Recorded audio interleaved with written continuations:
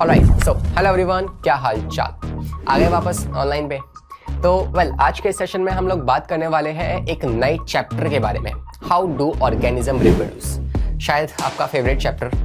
तो इसके बारे में आज हम बात करेंगे, लेकिन चैप्टर को आगे बढ़ाने से पहले मेरे पास आपके लिए कुछ सवाल है। जैसे कि आपने अपने ही जैसे दिखने वाले 7 हमशक्ल के बारे में सुना होगा, जिसे हम साइंटिफिक लैंग्वेज में डोपलगैंगर्स के नाम से भी जानते हैं। जैसे कि इसकी बात हम करेंगे आगे चलकर, लेकिन ये बात आपको शायद ना पता हो कि अगर आप अपने हमशक्ल, अपने डोपलगैंगर को देख लेना तो आपकी मौत भी हो सकती है। ऐसा रिसर्चर्स कहती हैं, और रिसर्चर्स जो होती है वो साइंस पे बेस्ड ना होकर वो इतिहास पे बेस्ड होती है। तो इसके बारे में हम आने वाले लेक्चर्स में बात करेंगे। दूसरा, आपको क्या लगता है कि अगर किसी एक मेल के स्पर्म को किसी दूसरे जानवर के अंदर डाला जाए तो क्या होगा? क्या क्रिश 3 में जैसा मानवर बनता है वैसा कुछ बनेगा या कुछ और? इसके बारे में भी हम बात करेंगे। और क्या आपको पता है कि जो हनी बीज होती हैं वो रिप्रोड्यूस नहीं कर पाती है? आपने सुना होगा ऐसा कि हनी बीज रिप्रोड्यूस नहीं कर सकती, तो उनकी स्पीसीज जो है वो कैसे जिंदा है, राइट? और साथ ही साथ कुछ ऐसे सवाल भी कि एक मेल जो होता है वो अपनी प्यूबर्टी एज, जो कि 12 साल की उम्र के बाद स्पर्म बनाना स्टार्ट करता है और अपनी डेथ तक कॉन्टिन्यूसली स्पर्म बनाता रहता है, और इवन 1 सेकेंड में 56,000 स्पर्म्स बनते हैं। तो ऐसा क्योंकि इतनी ज़्यादा मात्रा में एक मेल स्पर्म बनाता है और वहीं पे एक फीमेल जो कि 1 महीने में सिर्फ एक ही ओवम, एग बनाती है। ऐसा क्यों? ऐसा हमारे नेचर ने हमारे साथ ऐसा क्यों किया कि एक मेल इतने ज़्यादा स्पर्म बनाएगा और फीमेल सिर्फ एक ही? तो इसके बारे में भी हम जानेंगे। चलो यार, शुरुआत करते हैं। बिल्कुल बेसिक से समझते हैं कि क्या होता है ये रिप्रोडक्शन। ठीक है, देखो यार, 9th क्लास में आपने पढ़ा होगा, जब आपने सेल चैप्टर के बारे में डिस्कस किया था ना, तो वहाँ पे एक सेल थ्योरी नाम का टॉपिक आपने पढ़ा था, जिसमें विर्चुअल नाम के साइंटिस्ट ने एक पोस्टुलेट डिफाइन किया था, दिया था। और वो पोस्टुलेट क्या था? दैट इज कि ऑमनिस सेलुला ई सेलुला है। ये क्या है? ये क्या होता है सर? तो ऑमनिस सेलुला ई सेलुला जो था वो विर्चुअल ने एक पोस्टुलेट दिया था, एक बात कही थी, और वो हमें क्या बताती है? ये हमें बताती है कि यार जितनी भी प्री एग्जिस्टिंग सेल है, पुरानी सेल जो है वो आई कहाँ से? जो आपके जो नई सेल है ना वो कहाँ से आई है? वो आपकी आई है पुरानी सेल से, प्री एग्जिस्टिंग सेल से। तो इस बात को ये डिफाइन करता है और इसी बात को हम लिखते भी हैं यहाँ पे। दैट इसका मतलब है क्या? इसका मतलब है कि all new cell arises from pre-existing cell।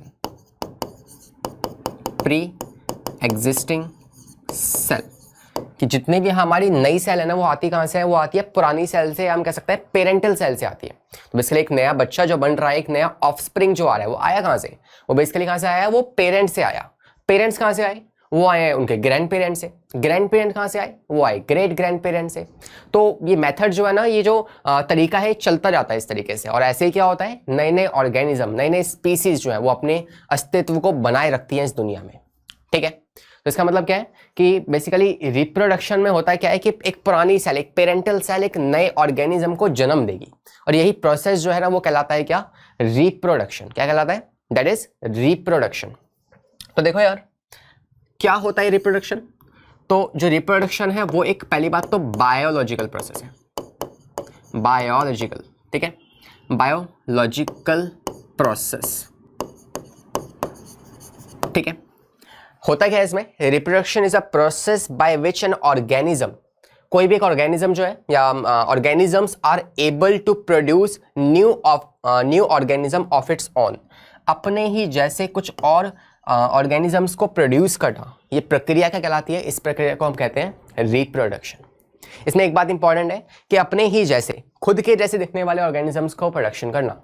तो ऐसा होता भी है यार, देखो ह्यूमन का बेबी जो है वो एक ह्यूमन ही होता है, एक बंदर का जो बेबी है वो एक बंदर ही होगा, एक कैट या एक डॉग का जो बेबी है वो एक डॉग या फिर कैट ही होती है, राइट? ऐसा नहीं है कि एक मंकी का जो बेबी होगा वो एक कैट बन जाएगी, ऐसा कभी नहीं होता, राइट? तो बेसिकली क्या है? रिप्रोडक्शन है एक प्रोसेस जिसमें नए नए ऑफस्प्रिंग, नए नए बेबीज की प्रोडक्शन करना, ठीक है, और वो उन्हीं पेरेंट के जैसे ही होने चाहिए। ठीक है, तो आई थिंक एक रफ आइडिया आपको हुआ होगा कि क्या हो सकता है रिप्रोडक्शन। अब एक बात सोचो कि यार एक ह्यूमन का बेबी एक ह्यूमन ही होता है, एक बंदर का बेबी एक बंदर होता है, एक डॉग का बेबी एक डॉग ही होता है। तो ऐसा ऐसा कैसे पता हमें, और ऐसा होता क्यों है, कारण क्या है इस बात का? क्यों नहीं होता ऐसा कि एक डॉग ने रिप्रोडक्शन किया और फिर एक कैट बन गई, राइट? ऐसे वेरिएबल स्पीसीज मतलब नई नई चीजें क्यों नहीं बनती है? पेरेंट के जैसे दिखने वाले ऑर्गेनिज्म ही क्यों बनते हैं? इस बारे में हम जानते हैं ऐसा क्यों होता है। तो देखो इसके लिए हमें समझना पड़ेगा एक बाकी बेसिक सा कॉन्सेप्ट है जो आपने 9th क्लास में भी आई थिंक पढ़ा होगा, और इसी बात को पहली एनसीईआरटी इस चैप्टर को शुरू करने के बाद एनसीईआरटी पहले इसी बात को डिफाइन करती है कि ऐसा क्यों होता है कि एक ह्यूमन का बेबी एक ह्यूमन ही है। तो देखो ध्यान से, ये मान लो कोई सेल है, कोई भी एक ह्यूमन सेल है, ठीक है? This is what, this is a human cell. अब होगा क्या है, इस ह्यूमन सेल में ना अगर आप जूम इन करोगे तो आपको क्या दिखेगा? तो इस ह्यूमन सेल को अगर आप जूम इन करते हो तो आपको एक ऐसा स्ट्रक्चर दिखेगा। Now this is what is it, क्या है ये? तो अगर इसकी हम बात करें तो ये है आपका nucleus. This is what, this is nucleus. जैसे आपकी बॉडी में जो ब्रेन है वो आपकी पूरी बॉडी को कंट्रोल करता है ना, ऐसे ही किसी भी सेल को कंट्रोल करने वाला कौन होता है? वो होता है उसका न्यूक्लियस, ठीक है? तो हमने सेल को देखा, सेल में क्या है? न्यूक्लियस है। न्यूक्लियस को फिर हमने और जूम इन किया तो हमें क्या दिखेगा? हमें कुछ ऐसा स्ट्रक्चर दिखेगा, कुछ ऐसा स्ट्रक्चर दिखेगा। नाउ ये क्या चीज है? ये धागा से जो ऐसे लिपटा सा हुआ है, ये क्या चीज है? इसे हम कहते हैं डीएनए। क्या कहते हैं इसको? DNA, deoxy ribo nucleic acid. I repeat, deoxy ribo nucleic acid. अब देखो जब आपने डीएनए को और जूम इन किया ना तो आपको कुछ ऐसा स्ट्रक्चर दिखेगा, ठीक है? और इस स्ट्रक्चर में आपको कुछ इस तरीके से कुछ फ्रैगमेंट्स लगे हुए दिखेंगे। अब ये क्या चीज है? यही है उस डीएनए का स्ट्रक्चर। ये जो उलझा हुआ धागा था इसको मैंने सीधा किया, मैंने इसको अच्छे से जूम इन किया और तब मैं इसको देख रहा हूँ, ठीक है? तो ये क्या है हमारा? ये है डीएनए। आपने फिक्शन मूवीज में, फॉरेंसिक साइंस में या फिर आप ऐसा कुछ सीरियल आपने देखा हो तो वहाँ पे आपको ऐसे स्ट्रक्चर्स देखने को मिलते हैं। तो ये है क्या? This is what, this is nothing but DNA. ये क्या है? ये है डीएनए। और ये कैसा है? डबल हेलिकल स्ट्रक्चर, ठीक है? डबल हेलिक्स, डबल हेलिक्स, ठीक है? 2 स्ट्रैंड्स है इसमें। तो ऐसा स्ट्रक्चर एक बनता है। और ये वाइट वाइट से जो लगे हुए हैं, ये क्या लगे हुए हैं इस पे? ये लगे हुए हैं इसके जीन्स। क्या लगे हैं इसके? जीन्स। अब ये वो जीन्स नहीं है जो आप पहन के जाते हो हीरो शीरो बन के, राइट? वो वाले जीन्स नहीं है ये। दीज आर व्हाट, ये डीएनए के अंदर लगे होते हैं जीन्स। काम क्या है इनका? बेसिकली ये जो जीन्स है ना, ये एक्ट करते हैं एक ब्लूप्रिंट की तरह। कैसे एक्ट करते हैं? एक ब्लूप्रिंट की तरह ये एक्ट करते हैं आपकी बॉडी में। देखो आपको पता है कि हमारी पूरी बॉडी जो है ना वो प्रोटीन से मिलके बनी है। किससे मिलके बनी है? प्रोटीन से मिलके बनी है। तो हमारे हेयर्स जो है, बेसिकली ये जो हेयर्स हैं ये किससे बने हैं? ये बने हैं हमारे केराटिन प्रोटीन से बने हैं। आपकी जो स्किन है केराटिनाइज टिश्यू से मिलके बनी है। आपके नेल्स भी प्रोटीन से मिलके। तो प्रोटीन जो है वो आपकी बॉडी में सबसे ज़्यादा इंपॉर्टेंट है। और उन प्रोटीन को बनाने की जो इंफॉर्मेशन, जो रेसिपी रखता है, वो रेसिपी रखता कौन है? वो रखता है ये डीएनए। समझ में आई ये बात? दोबारा सुनो। इस डीएनए में ऐसी इंफॉर्मेशन स्टोर हो रखी है जो आगे जाकर प्रोटीन को बनाने में सहायता करने वाली है। तो अगर प्रोटीन को बनाना है, एक केक को, एक चिकन को अगर आपको बनाना है तो बेसिकली उसके लिए आपको एक रेसिपी चाहिए ना, एक किताब चाहिए ना जिसमें सारी रेसिपी लिखी होगी। ऐसे ही हमारी बॉडी जो बन रही है, प्रोटीन्स जो बन रहे हैं, जो हमारी बॉडी को बना रहे हैं, उसकी जो रेसिपी है, उस प्रोटीन्स को बनाने की रेसिपी कौन है? वो है ये आपकी डीएनए। क्या है? DNA. I think this part is clear to you. तो हमने देखा कि एक सेल है, सेल में न्यूक्लियस है, न्यूक्लियस में डीएनए है। डीएनए क्या होती है? स्टोर होती है प्रोटीन्स को बनाने की इंफॉर्मेशन। अच्छा, अब देखो, तो प्रोटीन्स को बनाने की इंफॉर्मेशन। आगे अगर मैं बात करूं ना इसमें, तो हम ये कह सकते हैं कि ये जो प्रोटीन्स हैं ये किसी बॉडी को बना रहे हैं और यही इस बात को तय करते हैं, इस बात को डिफाइन करते हैं कि हाँ यार एक ह्यूमन का बेबी एक ह्यूमन होने वाला है, वो ह्यूमन की तरह दिखने वाला है। एक बंदर का बेबी बंदर के जैसा दिखेगा क्योंकि उसके पेरेंट्स भी वैसे ही थे और पेरेंट्स से ही ये डीएनए निकल के बच्चे में आया है। तो जो पेरेंट्स के डीएनए थे, जो पेरेंट्स की बॉडी थी, जो उसका स्ट्रक्चर था, जो उसके इंटरनल पार्ट्स थे, वैसे ही कुछ पार्ट्स किसमें आएंगे? उसके बेबी में आएंगे, क्योंकि वही वाला डीएनए तो पास होता है। ये डीएनए जो है ये पेरेंट्स से एक नए बच्चे के अंदर पास होता है, तो वही डिसाइड करेगा ना वो दिखेगा कैसा। तो जहां से आया है वैसा ही दिखेगा, ठीक है? तो ये इस बात का कारण होता है। आई थिंक इस बात को आप समझे होंगे। और यहाँ पे मैं कुछ टर्म्स को डिफाइन करता हूँ, कुछ टर्मिनोलॉजी को हम डिस्कस करते हैं।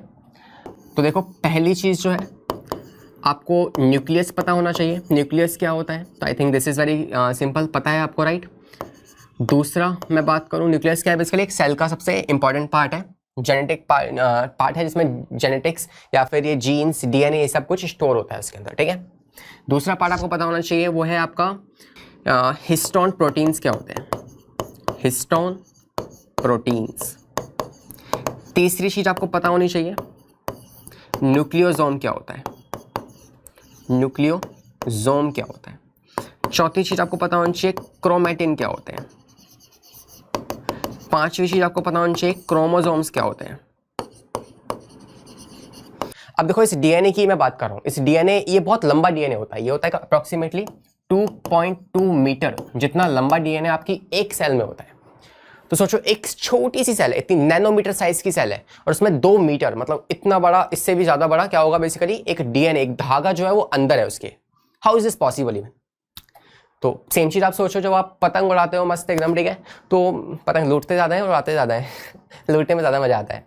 तो जब पतंग उड़ाते हैं ना तो एक लंबा सा मांझा होता है, मांझा, राइट, और वैसे घुमाते हैं, वो क्या होती है, उसे कहते हैं चकड़ी या चड़की, ऐसे कुछ कहते हैं, राइट। तो बेसिकली इसमें जब धागा लपेटता है ना तो कितना लंबा धागा उस छोटी सी चकड़ी में लिपट जाता है पूरा, बोले कितना ही लंबा हो, राइट। तो सेम चीज क्या है, हमारी सेल के अंदर भी ये डीएनए जो धागा है ना, ये ऐसे उलझा हुआ है, लिपटा हुआ है, लिपटा हुआ है। किस पे लिपटा हुआ है, तो ये एक प्रोटीन है हमारी सेल के अंदर, न्यूक्लियस के अंदर, उस पे लिपटा हुआ है। तो बेसिकली क्या है, ये था आपका न्यूक्लियस। न्यूक्लियस में बात करूं तो क्या है, इसमें कुछ ऐसे ये लगे हुए हैं प्रोटीन्स, ये हैं क्या, दीज आर प्रोटीन। और कौन से प्रोटीन, ये है हिस्टोन प्रोटीन, हिस्टोन प्रोटीन्स। और इन्हीं प्रोटीन्स पे हमारा जो डीएनए है वो क्या हो रखा है, लिपटा हुआ है ऐसे, ठीक है, ऐसे। तो इस तरीके से लिपटा हुआ है हमारा, इस पे और लिपट गया, इस पे और लिपट गया, इस पे और लिपट गया, ऐसे इसके ना पूरी एक चेन सी बन जाती है इस तरीके से। तो आप देख पा रहे हैं कि हमारे न्यूक्लियस में क्या है, ऐसे हिस्टोन प्रोटीन्स हैं जिसपे डीएनए लिपटा हुआ है। और अगर मैं आपको बताऊं तो ये जो एक स्ट्रक्चर बना है ना, ये एक स्ट्रक्चर, ये है क्या, ये हिस्टोन प्रोटीन पे धागा लिपटा हुआ है। इस स्ट्रक्चर को आप कहते हो न्यूक्लियोसोम, न्यूक्लियोसोम के नाम से आप इसे जानते हो, ठीक है।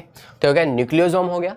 और जब इस न्यूक्लियोसोम की पूरा एक थ्रेड लाइक स्ट्रक्चर बन जाता है, मतलब ऐसा मान सकते हो एक तार पे मोती लगे हुए हैं, तो ये पूरा स्ट्रक्चर जो बन रहा है ना, इस स्ट्रक्चर को आप नाम देते हो क्या, ये स्ट्रक्चर जो है ये कहलाता है क्रोमैटिन।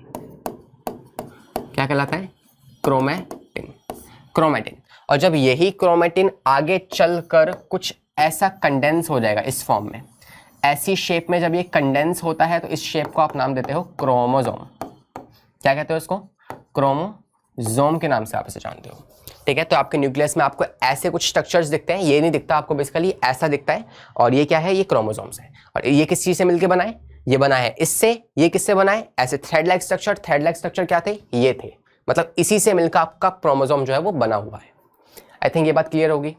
एक बार इस पर नजर मारो, समझो इस बात को कि सेल में क्या है, न्यूक्लियस है, न्यूक्लियस में क्या है, डीएनए है। डीएनए क्या है, एक हिस्टोन प्रोटीन पे लिपटा हुआ है, ठीक है। हिस्टोन प्रोटीन पे जब डीएनए लिपटता है उसे कहते हैं क्या, उसे हम नाम देते हैं न्यूक्लियोसोम। क्या नाम देते हैं उसको, उसको हम नाम देते हैं न्यूक्लियोसोम, ठीक है।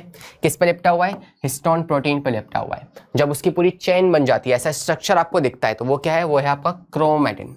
जब क्रोमैटिन कंडेंस हो जाता है तो वह ऐसा स्ट्रक्चर बनाता है, इसे आप कहते हो क्रोमोसोम। क्या कहते हो उसको, क्रोमोसोम कहते हो, ठीक है।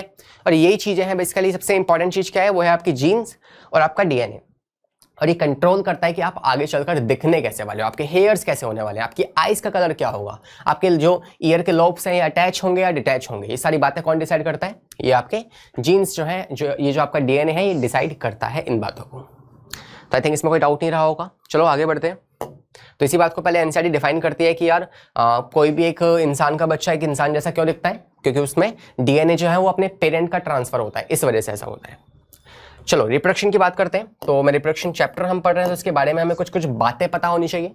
बात नंबर 1 जो मैं यहाँ पे बताना चाहूंगा आपको, दैट इज रिप्रोडक्शन जो है ना, is not needed for survival. It it is not needed for survival but necessary for continuity of species. ठीक है, एक किसी इंसान को अगर जिंदा रहना है तो उसके लिए रिप्रोडक्शन की जरूरत नहीं है, लेकिन अगर उसे अपने अस्तित्व को, अपने जैसे और भी ऑर्गेनिज्म को इस धरती पे बनाए रखना है तो उसके लिए क्या चाहिए होता है? रिप्रोडक्शन चाहिए होता है। तो आई थिंक पहला पॉइंट क्लियर होगा, हमने इससे पहले डिस्कस भी कर लिया है। दूसरे पॉइंट की अगर मैं बात करूं तो वो है कि सेक्सुअल रिप्रोडक्शन जो होता है ना, सेक्सुअल रिप्रोडक्शन इज या लीड्स वेरिएशन। हम आगे चलकर जानने वाले हैं कि यार दो तरह के रिप्रोडक्शन होता है, एक होता है सेक्सुअल, एक होता है एसेक्सुअल। सेक्सुअल रिप्रोडक्शन जो है वो वेरिएशंस लेके आता है, और वेरिएशन क्या करती है? वो काम करती है इवोल्यूशन का। तो we can say that sexual reproduction leads to variation which act as a raw material for evolution. Sir ये एवोल्यूशन क्या होता है? तो बच्चे समय के साथ साथ, समय कितना? 1 दिन, 2 दिन, 3 दिन, 5 दिन, 1 महीना, 10 महीने, इतना नहीं, हजारों साल, इतना समय। तो जब समय के साथ साथ आपकी बॉडी में चेंजेस आते हैं, उस चेंजेस को आप कहते हो क्या? हाँ भाई आपकी बॉडी में एवोल्यूशन हो गया है। ठीक है, जैसे लाइक पहले हम क्या थे? हम पहले टेट्रापोडल थे, हम 4 पैरों पे चलते थे, लेकिन अब क्या है? हम बाइपिटल हैं, हम 2 पैरों पे चलते हैं। तो क्या अब देखो इसमें क्या हुआ? एवोल्यूशन आया ना। अभी 1 या 2 दिन में तो आया नहीं होगा, इसमें काफी साल लगे होंगे। इसी पार्ट को आप कहते हो क्या? एवोल्यूशन। क्या फायदे होते हैं एवोल्यूशन के, क्या नुकसान भी हो सकते हैं एवोल्यूशन के? इनकी हम बात करेंगे अगले चैप्टर में। ठीक है, चलो, तो ये बात आई थिंक क्लियर होगी आपको। तो ये 2 बात आपको मैंने समझाई कि पहली बात तो रिप्रोडक्शन नहीं जरूरी है, किसके लिए? सर्वाइवल के लिए जरूरी नहीं है ये। ठीक है, it is not necessary for the survival but it is necessary for the continuity of species. दूसरी बात, एवोल्यूशंस लेके आती है। कौन लेके आती है? वेरिएशंस लेके आती है। वेरिएशन किस में होता है? सेक्सुअल रिप्रोडक्शन में होता है। तो आई थिंक ये 2 बातें जो है वो आपको क्लियर होंगी। ठीक है, चलो आगे बात करते हैं टाइप्स ऑफ रिप्रोडक्शन की। तो जैसे कि मैंने आपको अभी जैसे बताया कि 2 तरह का रिप्रोडक्शन होता है। एक को आप कहते हो एसेक्सुअल रिप्रोडक्शन, एसेक्सुअल, और एक को आप कहते हो सेक्सुअल रिप्रोडक्शन। ठीक है, तो पहले हम डिस्कस करते हैं क्या होता है ये एसेक्सुअल और सेक्सुअल रिप्रोडक्शन। तो हम शुरुआत करते हैं कि एसेक्सुअल रिप्रोडक्शन क्या है। तो देखो ध्यान से, एसेक्सुअल रिप्रोडक्शन में पहली बात जो आपको याद रखनी है वो ये है कि it occurs in mostly all organisms. सभी या ज़्यादातर ऑर्गेनिज्म में एसेक्सुअल रिप्रोडक्शन होता ही होता है। जैसे कि आप बात करो मोनेरा में आने वाले बैक्टीरिया रिप्रोडक्शन करते हैं एसेक्सुअली। आपके कुछ फंगस हैं जो एसेक्सुअली रिप्रोड्यूस करते हैं। कुछ अनडिफरेंशिएटेड प्लांट्स भी हैं। अनडिफरेंशिएटेड क्या होता है? इसका मतलब ये है कि ऐसे प्लांट जिनके रूट्स अच्छे से नहीं आई है, जिनके जिनके स्टेम्स अच्छे से नहीं आती हैं, जिनके पास फ्लावर्स नहीं आते हैं, उन प्लांट्स को हम कहते हैं क्या? Undifferentiated plants. इवन कुछ ऐसे एनिमल्स भी हैं जो एसेक्सुअली रिप्रोड्यूस करते हैं, तो हम कह सकते हैं यहाँ पे लोअर एनिमल्स। तो अभी हम समझ क्या रहे हैं? हम बात कर रहे हैं कि क्या होता है एसेक्सुअल रिप्रोडक्शन।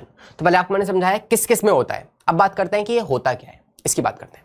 पहले एक बार ये और देख लेते हैं कि सेक्सुअल में कौन कौन आता है, कौन कौन से ऑर्गेनिज्म सेक्सुअली रिप्रोड्यूस करते हैं। तो पहला पॉइंट इसमें हम कह सकते हैं कि इट अकर्स हायर एनिमल्स में होगा, हायर प्लांट्स में भी होता है सेक्सुअल रिप्रोडक्शन, और कुछ बैक्टीरिया हैं जिसमें सेक्सुअल रिप्रोडक्शन होता है। तो ये बात आपको याद रखनी है। चलो दूसरे पॉइंट की बात करें। दूसरा पॉइंट हम कह सकते हैं कि जो एसेक्सुअल रिप्रोडक्शन है ना, इसमें आपको एक पेरेंट की जरूरत है, यूनी पेरेंटल प्रोसेस। ये क्या है? ये यूनी पेरेंटल प्रोसेस है। वहीं अगर मैं बात करूं इसकी तो ये बाय पेरेंटल प्रोसेस है। तो इसमें क्या होगा? इसमें आपको एक ही पेरेंट की आवश्यकता है, लेकिन इसमें आपको एटलीस्ट 2 पेरेंट्स मींस ऑब्वियसली 2 ही पेरेंट्स चाहिए होंगे जिससे कि एक नया ऑर्गेनिज्म बनने वाला है। तीसरे पॉइंट की अगर हम बात करें तो इसमें क्या होता है? इसमें हो सकता है गैमेट्स बने। गैमेट्स क्या होती है? ये कुछ ऐसी सेल्स होती हैं, ऐसी कोई सेल होती है जो आगे जाकर रिप्रोडक्शन करने वाली है। भाई हर सेल हमारी बॉडी की रिप्रोडक्शन नहीं कर सकती। ऐसा नहीं कि आपके हाथ की सेल रिप्रोडक्शन कर देगी, ऐसा नहीं होता। इस जैसे मेल्स में सिर्फ स्पर्म होता है, फीमेल्स में एग होता है, ओवम होता है, सिर्फ यही सेल्स जो है ये रिप्रोडक्शन कर सकती है, और इन्हीं सेल को हम नाम देते हैं क्या, गैमेट्स, जर्म सेल्स भी कहते हैं इनको, ठीक है। इसमें क्या होता है, इसमें गैमेट्स बनते ही बनते हैं, तो गैमेट्स आर फॉर्म्ड। इसमें क्या होता है, इसमें चौथा point, fertilisation does not occur. इसमें फर्टिलाइजेशन नहीं होता है बेसिकली। ये जो टर्म्स है ना, जर्म्स, गैमेट्स हो गए, गोनेट्स हो गए, फर्टिलाइजेशन हो गए, इन सब के बारे में हम आगे चल के और भी लिखेंगे इसके बारे में, तो ज़्यादा कंफ्यूज नहीं होना है इसको लेकर, ठीक है। तो हम इतना समझ सकते हैं कि फर्टिलाइजेशन जो है वो एसेक्सुअल में नहीं होता है और सेक्सुअल में फर्टिलाइजेशन होता है। चौथा पॉइंट क्या है, fertilisation occur in order to obtain zygote. इसकी बात हम आगे चलकर करेंगे, अभी को स्किप मारते हैं। इसमें फर्टिलाइजेशन नहीं होता है, उसमें फर्टिलाइजेशन होता है। पांचवा डिफरेंस इसमें क्या होगा, इसमें जो सेल्स होंगी, जो गैमेट्स है ना, इसमें गैमेट्स की फॉर्मेशन बहुत कम होती है, रेयर केसेस में होती है। तो इसमें कौन रिप्रोडक्टिव यूनिट कहलाती है, वो कहलाती है सोमैटिक सेल्स। तो सोमैटिक सेल्स क्या मतलब है बताता हूँ आपको मैं इसका अभी। और इसमें देखो, इसमें क्या होगा, इसमें आप कह सकते हो कि जो जर्म सेल्स होती है ना, कौन, जर्म सेल्स, इसमें जर्म सेल जो है वो रिप्रोडक्टिव यूनिट की तरह काम करती है। तो इसमें आपको पता है इसमें गैमेट्स बनते हैं, गैमेट्स या फिर जर्म सेल एक ही बात है। तो गैमेट्स जो है वो क्या है, रिप्रोडक्टिव यूनिट है जो आगे जाके रिप्रोडक्शन को करवाएंगी। और इसमें क्या होता है, इसमें गैमेट्स नहीं होते हैं। तो आपकी बॉडी में जितने भी सेल है, बहुत से सेल है, एक है आपका स्पर्म, एक है आपका, जैसे फीमेल्स में ओवम है और मेल में क्या है, स्पर्म है। तो वो जो स्पर्म है ना, बेसिकली वो क्या है, एक जर्म सेल है। क्या है, एक जर्म सेल जो आगे जाकर रिप्रोडक्शन कराएगा। तो उस जर्म सेल को छोड़ के बाकी जितनी भी सेल होती है ना, उन सेल को हम नाम देते हैं क्या, सोमैटिक सेल्स। तो ए सेक्शन में क्या गैमेट्स बनते हैं सर, मोस्टली केसेस में नहीं बनते हैं। तो उसमें रिप्रोडक्शन कौन कराने वाला है, सोमैटिक सेल कराने वाली है। इसलिए हम इसे कहते हैं कि somatic cells act as a reproductive unit. और इसमें क्या होता है, जर्म सेल्स या फिर gametes act as a reproductive unit. I think ये पार्ट आपको क्लियर होंगे, राइट। 5 डिफरेंसेस को देख लीजिए, फिर आगे बढ़ते हैं। इसमें कुछ प्रोसेस होते हैं जैसे कि वेजिटेटिव प्रोपेगेशन, फिजन, रीजनरेशन। ये कुछ प्रोसेस हैं जो किसमें होते हैं, एसेक्सुअल में होते हैं, ठीक है। तो ऐसे ही कुछ प्रोसेस के नाम है जिससे क्या होता है, एक नया बेबी जो है वो जन्म लेता है। और सेक्सुअल में कौन से प्रोसेस होते हैं, जैसे कि सिनगैमी, जैसे कि फर्टिलाइजेशन, जैसे कि कॉन्जुगेशन, मियोसिस, ठीक है। ये कुछ प्रोसेस हैं जो किसमें होते हैं, आपके इस सेक्सुअल मोड ऑफ रिप्रोडक्शन में होते हैं। आई think this part is also clear. चलो नेक्स्ट डिफरेंस देखते हैं, 7 डिफरेंस। दैट इज इसमें जो होता है ना, बेसिकली इसमें कोई रिप्रोडक्टिव ऑर्गन की जरूरत नहीं है आपको। So no prominent reproductive organs are required. लेकिन इसमें क्या होता है, रिप्रोडक्टिव या प्रोमिनेंट ऑर्गन्स आर रिक्वायर्ड। इसमें आपको ऑर्गन्स की रिक्वायर्डनेस चाहिए, आपको ऑर्गन्स की जरूरत पड़ने वाली है। 8th डिफरेंस की अगर हम बात करें तो हम कह सकते हैं कि थोड़ा सा रैपिड है, थोड़ा जल्दी होता है ये। तो इट्स अ रैपिड प्रोसेस, ठीक है। रैपिड होगा कैसा होगा, फास्ट होगा। और इसकी अगर हम बात करें तो it is a less rapid process, less rapid, तो इट इज स्लो प्रोसेस, ठीक है। सेक्सुअल में क्या होता है, ऐसा नहीं कि फटाफट से काफी सारे नए नए ऑर्गेनिज्म बनते जाते हैं, ऐसा नहीं होता है। ए सेक्सुअल में ऐसा होता है, बहुत जल्दी जल्दी काफी सारे ऑर्गेनिजम्स जो है वो बनके तैयार हो जाते हैं। 9th टॉपिक की मैं बात करूं तो इसमें हम कह सकते हैं कि ए सेक्सुअल में वेरिएशंस नहीं आती हैं। So no variation, no variation. अगर वेरिएशन नहीं आएंगे तो क्या बनने वाले हैं, इसमें आइडेंटिकल क्लोन्स बनते हैं, आइडेंटिकल क्लोन्स की फॉर्मेशन होती है। और इसमें क्या होता है, इसमें वेरिएशंस आती है। सो वेरिएशन अकर, और वेरिएशन से क्या होगा, वेरिएशन से आगे चलकर इवोल्यूशन होगा। So in this sexual reproduction variation occur which act as a raw material for evolution. तो इसमें इवोल्यूशन आगे जाके होता है, which is a nice thing, which is a good thing. और नेचर इसी बात को एक्सेप्ट भी करती है। इनमें से आई थिंक एटलीस्ट 5 या 4 पॉइंट तो आप याद रखेंगे ही रखेंगे, ठीक है। इंपॉर्टेंट पॉइंट कौन से हैं इनमें से, एक तो इसमें गैमेट्स की फॉर्मेशन, ये वाला इंपॉर्टेंट है। 3rd पॉइंट मैं टिक मार्क लगा रहा हूँ, जो आपको याद रखने ही रखने हैं। 3rd, 4th और एंड व्हाट एल्स, सिनगैमी, ये आपको याद रखना है। वेरिएशन वाला मोस्ट इंपॉर्टेंट पॉइंट ये आपको याद रखना है। तो एटलीस्ट ये पॉइंट तो आपको याद होने ही चाहिए, ठीक है। चलो आगे बढ़ते हैं और बात करते हैं कुछ एसेक्सुअल मोड ऑफ रिप्रोडक्शन की।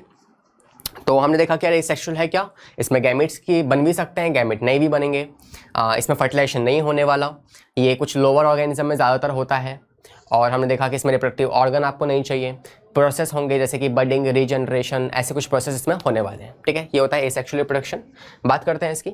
तो इसमें हम कह सकते हैं कि यार जो भी आपके किंगडम्स, आपने 9th क्लास में 5 किंगडम्स पढ़े होंगे, तो वो जो 5 किंगडम्स थे ना, उसमें से पहला था आपका मोनेरा, ठीक है, दूसरा था आपका प्रोटिस्टा, फिर ऐसे एक फंगस भी था, ठीक है। यहाँ हम बात कर लेते हैं आपके लोअर प्लांट्स की या अनडिफरेंशिएटेड पार्ट प्लांट्स की बात करते हैं। और हम बात कर सकते हैं कुछ लोअर एनिमल्स। किंगडम है, ये हमारे पास किंगडम्स होते हैं, इन सब में क्या होता है, इन सब में एसेक्सुअल मोड ऑफ रिप्रोडक्शन होता है। जैसे अगर मैं बात करूँ यहाँ पे, तो I can say that Monera में कौन आते हैं आपके, इसमें आपके बैक्टीरिया आते हैं, इसमें आपके स्पॉन्जेस आ जाएंगे, स्पोर्स आ जाएंगे, ठीक है। प्रोटिस्टा में कौन आता है, इसमें आपके आते हैं अमीबा, पैरामीशियम, आपका यूग्लिना, प्लाज्मोडियम, आपके इसमें आ जाएंगे सेरेशियम। ये सब क्या है, ये आपके प्रोटिस्टा में आता है और ये सब क्या करते हैं, ये एसेक्सुअल तरीके से रिप्रोडक्शन करते हैं। अनडिफरेंशिएटेड प्लांट्स की मैं बात करूँ तो इसमें आपके आ जाएंगे जैसे एल्गाई आ जाएगा, ठीक है, ब्रायोफाइलम आ जाएगा, और इसमें कौन आएंगे आपके लोअर एनिमल्स में, इसमें आपका आ जाएगा हाइड्रा, इसमें आपके स्पॉन्जेस आ जाएंगे। ये सब क्या है, ये एनिमल्स हैं और क्या करते हैं, ये एसेक्सुअली रिप्रोडक्शन करते हैं। तो आई थिंक ये वाला पार्ट क्लियर होगा किस किस में होता है। मैंने आपको एग्जांपल दे दिया अच्छे अच्छे, तो इनको आप याद रखिएगा, ठीक है। देखो अब 2 बातें हमने जानी, किस किस में होता है और होता क्या है। अब हम बात करते हैं किस किस तरीके से हो सकता है। तो पहला तरीका जो है ना एसेक्सुअल का, वो होता है क्या, fission. This is the first process, this is what, this is the first process. इसमें होने क्या वाला है, इसमें कोई भी एक सेल जो होगी ना, वो एक सेल टूट कर, सिंपली हाँ ऐसी टूट कर, ठीक है, डिवाइड होकर क्या करने वाली है, डिवाइड होकर कोई 2 नई डॉटर सेल की फॉर्मेशन करने वाली है। सिंपल ऐसे 2 या फिर 2 से ज़्यादा भी हो सकते हैं, ठीक है, 2 और मोर देन 2 भी हो सकता है, ठीक है, ऐसे बनने वाले हैं। इसे आप कहते हो क्या, फिजन। तो अ सेल में divide to give rise to 2 individual and loss its own identity as a binary fission that takes place in amoeba and bacteria. क्या कह रहा है ये, इस बात को कह रहा है कि जो सेल थी ये टूटकर 2 सेल में बनाएगी और इसकी आइडेंटिटी लॉस्ट हो जाएगी, मतलब अब ये नहीं बचने वाली। यही जैसे मान लो होता है क्या, इन लोअर ऑर्गेनिज्म में हम कहते भी हैं कि जो लोअर ऑर्गेनिजम्स होते हैं ना, ये इमॉर्टल होते हैं। क्या होते हैं ये होते हैं आपके इमॉर्टल। यहाँ कुछ वोकैबुलरी लिख रहा हूँ, ठीक है, याद रखना उनको, इंपॉर्टेंट है। पहली बात, इमॉर्टल। कौन होते हैं इमॉर्टल या फिर मॉर्टल, तो इमॉर्टल जो कभी ना मरे, अमर, और जो मॉर्टल होता है वो मर सकता है, ठीक है। तो ये हो गया इमॉर्टल, ये कभी नहीं मरते, ठीक है। दूसरा प्रोजेनी क्या होता है, प्रोजेनी कह लो, ऑफस्प्रिंग कह लो, ठीक है, या फिर आप इसे न्यू सेल कह लो, ऐसे कुछ आप नाम दे सकते हो। तो ये सब क्या है, ये जो नया बच्चा जो आता है उस बच्चे को हम साइंटिफिक लैंग्वेज में कहते हैं क्या, प्रोजेनी या फिर ऑफस्प्रिंग, ऐसा कुछ कहते हैं, ठीक है, यही कहते हैं। और तीसरा जो है वो आपको पता होना चाहिए, जर्म सेल क्या होती है, इन्हीं को हम कहते हैं गैमेट्स भी कहते हैं, गैमेट्स, इन्हीं को हम सेक्स सेल भी कहते हैं, ठीक है। तो ये आपको कुछ शब्दों का मतलब पता होना चाहिए एटलीस्ट। डॉटर सेल क्या है, इसी को आप डॉटर सेल भी कहते हो, इनको ही डॉटर सेल, ठीक है। तो बेसिकली इसमें हुआ क्या है, ये हम जो ऑर्गेनिज्म है ना, यूनिसेलुलर ऑर्गेनिज्म, इन्हें आप इमॉर्टल कहते हो, जो कभी ना मरे, ये मरते ही नहीं है। तो ये कुछ ऐसे ऑर्गेनिजम्स हैं जो नहीं मरते। क्यों नहीं मरते, क्योंकि देखो डेथ के बाद क्या होता है, किसे आप कहते हो कि वो चीज़ डेथ है, डेड है, तब उसका कुछ अस्तित्व बचे। जैसे एक ह्यूमन जब उसकी डेथ होती है तो उसकी एशेज बचती हैं, बोन्स बचती हैं, कुछ बचता है उसका, राइट। तो आप उसे देख के कहते हो कि हाँ ये इंसान मर चुका है, डेथ हो गई है इसकी।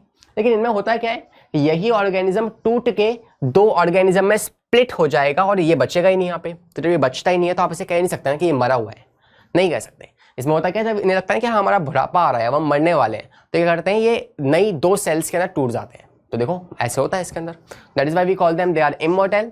और ये क्या करता है, सिंपली जो ऑर्गेनिज्म पेरेंट था वो पेरेंट अब लॉस हो जाएगा, गायब हो जाएगा, और क्या बन जाएंगी, डॉटर सेल्स बन जाएंगी। ये क्या था, ये था पेरेंट। और ये किस में होता है, ये होता है आपका अमीबा में,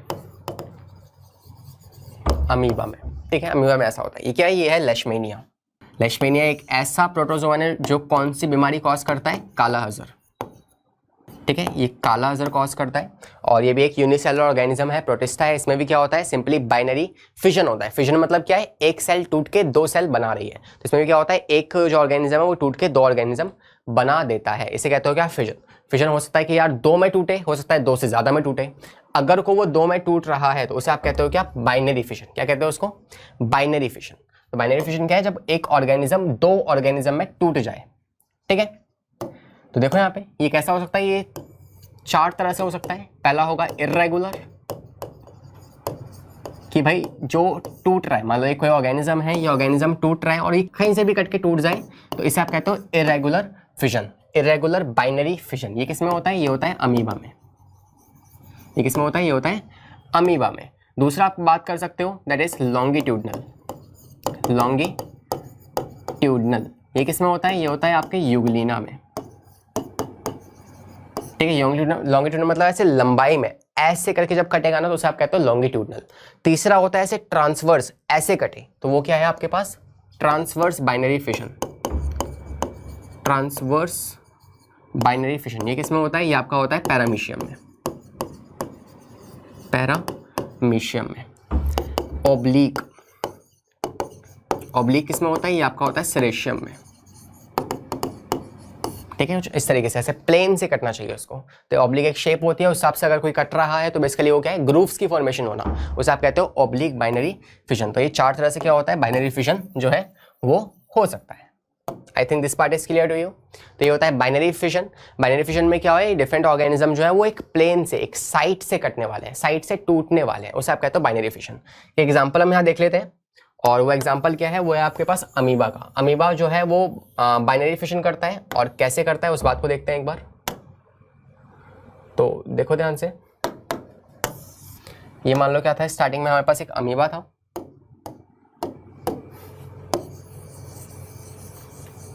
ठीक है, ये अमीबा है। अब होगा क्या है, इसमें ये अमीबा जो था ना, पहली बात तो क्या होगा, इसमें ये जो सूडोपोडिया है ये अंदर आएंगे वापस से। या आप सिंपल आप समझ सकते हो कि इसमें क्या होगा, पहले इलोंगेशन होगी, ठीक है। ये जो अमीबा है ये थोड़ा सा लंबा हो जाएगा, इलोंगेशन होगी इसमें। तो पहले क्या था, एक अमीबा था, इसमें इलोंगेशन ग्रोथ हुई, इसकी लंबा बना, फिर क्या हुआ, इसमें एक ग्रुप बना, ग्रुप के बाद क्या होगा, इसमें डिटैचमेंट हो जाएगी ऐसे, ये देखो अब डिटैचमेंट हो रही है इसमें, और लास्ट में क्या होगा, ये जाके दो नए डॉटर अमीबा में कन्वर्ट हो जाएंगे। तो यहाँ पे क्या क्या हो रहा है उस बात को हम लिख लेते हैं फटाफट से। पहला क्या है, ये पेरेंट अमीबा था, इसमें क्या हुआ, इसमें इलोंगेशन हुई, इलोंगेशन के बाद क्या हुआ, इसमें ग्रुप बना, फिर क्या हुआ, डिटैचमेंट हुई, डिटैचमेंट, और फिर क्या हुआ, डॉटर अमीबा बन गए। यही सेम चीज़ आपको लिख के भी आने है अपने एग्जाम के अंदर, कि पूछता है कि बताओ show the binary fission in amoeba. तो ऐसे आप इसका डायग्राम बना के प्रॉपर आओगे। और दो चीज़ों में टूटा है इसलिए इसे कहते हैं क्या, बाइनरी फिजन हम कहते हैं। और इसमें आपको कुछ चीज़ें ध्यान रखनी है। यहाँ पे आपको वैक्यूल बना के आना है, इसका कॉन्ट्रैक्टाइल वैक्यूल, ये इसका बीच वाला न्यूक्लियस हो गया, ये इसका ये अमीबा के हो गए, सूडोपोडिया हो गए। These are what, these are pseudopodia, pseudopodia, ठीक है। और ये क्या है, इसमें साइटोप्लाज्म हो जाएगा अंदर।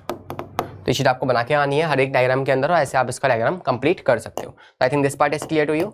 हम बात करते हैं नेक्स्ट, मल्टीपल फिजन क्या होता है। तो बाइनरी फिजन में क्या था, एक दो में टूट रहा था, और यहाँ पे क्या है, वो एक पेरेंट सेल जो है वो बहुत सारे में टूट जाएगा।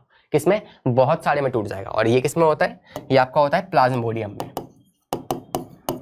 प्लाज्मोडियम। प्लाज्मोडियम क्या है, Plasmodium is a parasite of, किसका पैरासाइट है बताओ आप, Plasmodium, it is a parasite, it is a parasite of malaria, ठीक है। इससे मलेरिया कॉज होता है, पैरासाइट ऑफ मलेरिया है, इससे मलेरिया कॉज होता है।